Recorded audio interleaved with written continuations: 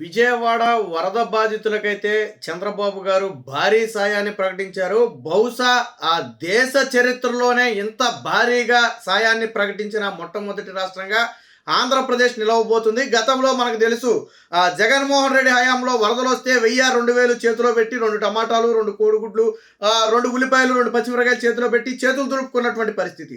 But తొలిసారిగా చంద్రబాబు గారు ఒక చారిత్రాత్మక నిర్ణయాన్ని అయితే తీసుకున్నారు. పూర్తి స్థాయిలో ఎవరికీ న్యాయం చేయలేం, ఆ విషయం మనందరికీ తెలిసిందే. కానీ ప్రభుత్వం వీలైనంత ఎక్కువ సాయం చేసి వారికి విముక్తి కల్పించాలనే ఒక ఉద్దేశంతో గ్రౌండ్ ఫ్లోర్లో విజయవాడలో మొన్న వరదల సమయంలో ఎవరైతే గ్రౌండ్ ఫ్లోర్లో ఉన్నారో వారికి ఒక్కొక్క కుటుంబానికి 25,000 రూపాయల భారీ సాయాన్ని అయితే ప్రకటించడం జరిగింది.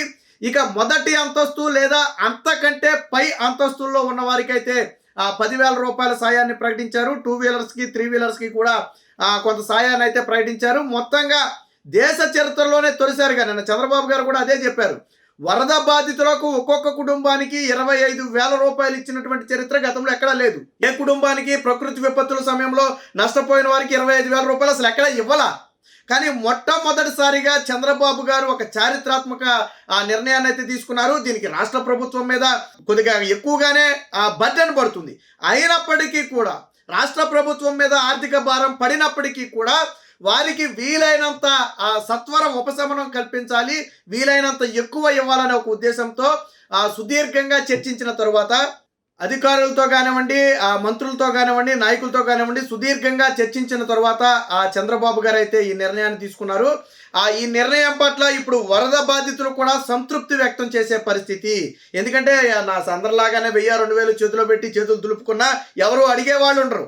అయినప్పటికీ అలా తప్పించుకోకుండా దాదాపుగా విజయవాడ సగం మునిగిపోయిందని చెప్తున్నారు. దాదాపు 40% విజయవాడ మునిగిందని చెప్తున్నారు. అయినప్పటికీ కూడా వారందరికీ కూడా మేలు చేయాలనే లక్ష్యంతో చంద్రబాబు గారు అయితే ముందుకు అడుగులు వేస్తున్నారు. దీనికి సంబంధించి నిన్న స్వయంగా చంద్రబాబు గారే ప్యాకేజీ మొత్తాన్ని కూడా చదివి వినిపించడం జరిగింది. సో ఇందులో ప్రధానంగా గ్రౌండ్ ఫ్లోర్లో నీట మునిగిన ఇళ్లకు ఒక్కొక్క కుటుంబానికి 25,000 రూపాయలు, ఇది విజయవాడ పరిధిలో వర్తిస్తుంది. అలాగే మొదటి అంతస్తు లేదా అంతకంటే పై అంతస్తుల్లో నీట మునిగిన వారికి ఏమో ఒక్కొక్క కుటుంబానికి 10,000 రూపాయలు, ఇది కూడా విజయవాడ పరిసరాల్లో వర్తిస్తుంది.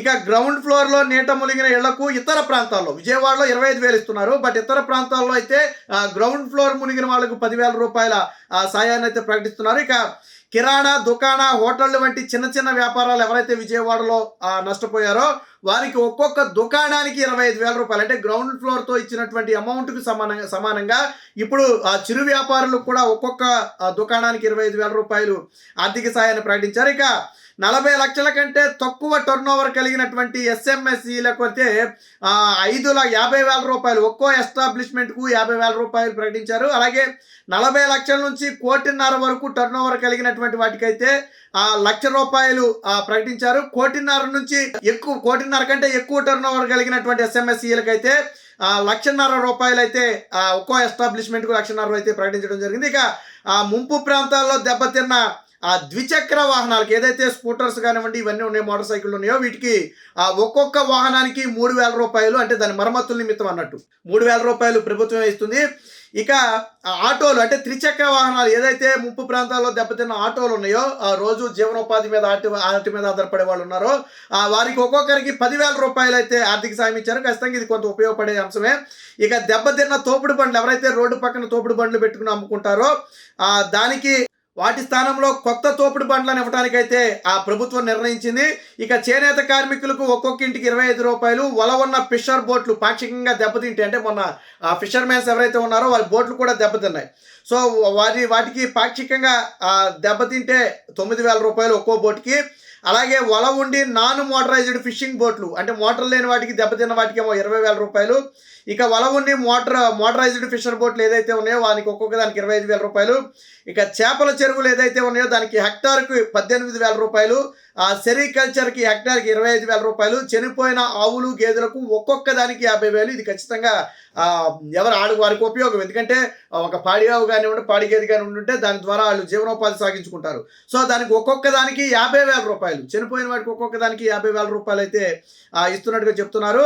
ఇక చనిపోయిన ఎద్దులకు ఒక్కొక్క దానికి 40,000 రూపాయలు, చనిపోయిన దూడలకు ఒక్కొక్క దానికి 25,000 రూపాయలు, చనిపోయిన గొర్రెలు మేకలకు ఒక్కొక్క దానికి 7,500 రూపాయలు, చనిపోయిన కోళ్లకు పౌల్ట్రీలో ఉంటాయి కదా, కోళ్ల ఫారాలు ఉంటాయి కదా, సో వాటిలో చనిపోయిన దానికి ఒక్కొక్క బోర్డుకు అంటే ఒక్కొక్క కోడికి 100 రూపాయలు చొప్పున నష్టపరిహారం ఇస్తున్నారు. ఇక పశువుల పాకలు ఏదైనా దెబ్బతింటే దానికి పాక్షికంగా ఒక్కొక్క పాకకు 5,000 రూపాయలు డబ్బులు అయితే ఇవ్వడం జరిగింది. అంటే ఏ టు జెడ్, అటు మనుషుల దగ్గర నుంచి, ఇటు వాహనాల దగ్గర నుంచి, ఇటు జంతువులు, వాటి జంతుశాలల వరకు కూడా ఏదైతే పాక్షికంగా దెబ్బతిన్న పశువుల పాకలు కానివ్వండి ఇవన్నీ ఉన్నాయో వాటికి కూడా పూర్తిగా రాష్ట్ర ప్రభుత్వం అయితే సాయం ప్రకటిస్తుంది.